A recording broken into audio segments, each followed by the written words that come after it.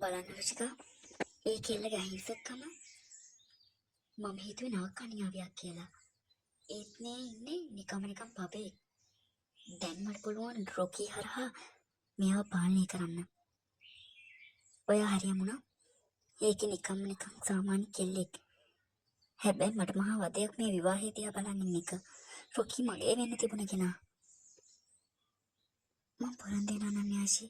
ඔයාගේ ජීවිතයට ආයේ කිසිම කරදරයක් වෙන්න මම ඉඩ දෙන්නේ නැහැ කියලා. මම දන්නවා රොකී. ඔයා තමයි මගේ හැමදේම. සතුටින් ඉන්න දුවේ. අද ඉඳන් ඔයා මේ ගෙදර ලේලි නෙවෙයි. මගේම දුවක් වගේ. තෑන්ක් යූ ලොකු අම්මේ. ඔයාගේ මේ ආදරේ මට කවදාවත් අමතක වෙන්නේ නැහැ. මම දැන් නිල වශයෙන්ම මේ ගෙදර සමාජිකයෙක්. යමුනා, තක්ෂිකා ඔයාලා හිතුවේ මම ඔයාලගේ උගලට අහු වුණා කියලා. ඒත් ඔයාලා දන්නේ නැහැ. ඔයාලා දොරවල් ඇරලා දුන්නේ ඔයාලගේ මරණයට කියලා.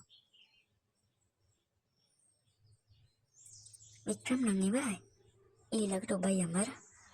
අද රෑ ඔබට නිින්ද යන්නේ නැතිලේ.